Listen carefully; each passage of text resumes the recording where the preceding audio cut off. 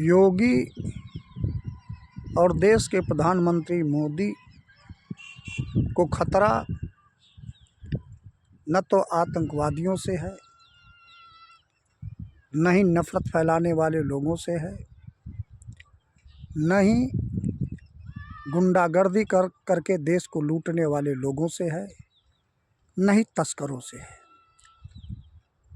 प्रदेश के मुख्यमंत्री और प्रधानमंत्री को खतरा सबसे बड़ा है कि कोई व्यक्ति अगर कोई भूखा है तो उसको खाना न दे पाए, कोई बीमार है तो उसका इलाज न कर पाए, कोई व्यक्ति शिक्षा के अभाव में परेशान है तो उसको पढ़ाने न पावे। आज जो सबसे बड़ा खतरा इस देश में इन लोगों को मंडरा रहा है वह समाज सेवियों से खतरा मंडरा रहा है। आज़ादी की लड़ाई के समय भी सेवा दल बना हुआ था और सेवा दल जा कर के जब बाढ़ आती थी तो बाढ़ पीड़ितों की मदद करता था।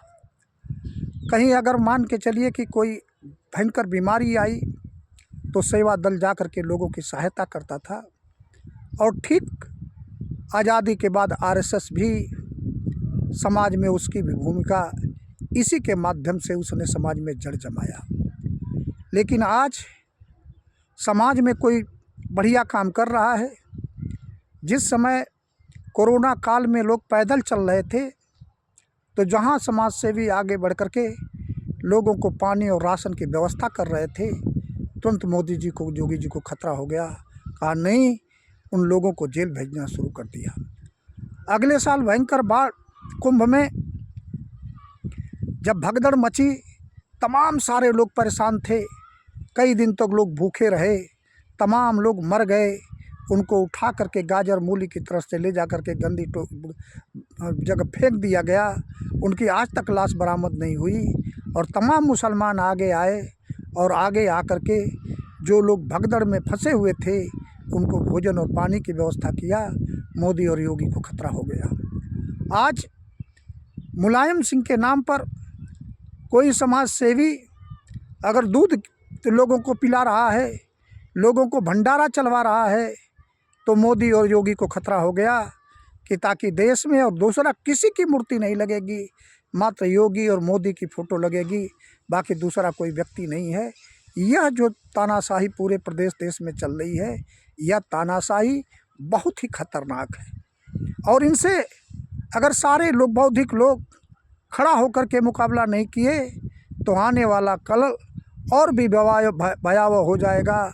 निश्चित है कि जिन जेलों को डरवाते हैं, लोगों को समझना चाहिए कि इन जेलों से डरने की ज़रूरत नहीं है, बहादुरी के साथ आगे बढ़ने की ज़रूरत है। देश के क्रांतिकारी भी तो अंग्रेज़ों के खिलाफ जेल में रहे और तमाम सारी सज़ा को भुगतने का काम किए थे।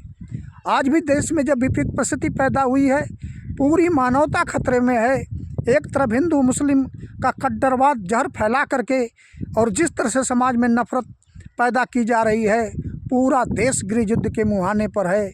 किसी की चोटी काट ली जाती है, किसी को पेशाब पिलाया जाता है, कोई मंदिर में चला गया तो उसको धुलवाया जाता है।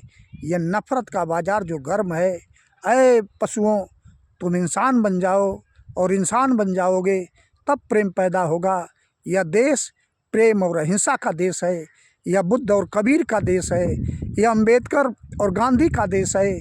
अम्बेडकर, दास, गांधी, बुद्ध और कबीर, रविदास के देश में अमन चैन रहेगा, भाईचारा रहेगा, सब लोग मिलजुल करके रहेंगे और कोई भी विपरीत परिस्थिति आएगी सब मिलजुल करके देश की रक्षा करेंगे।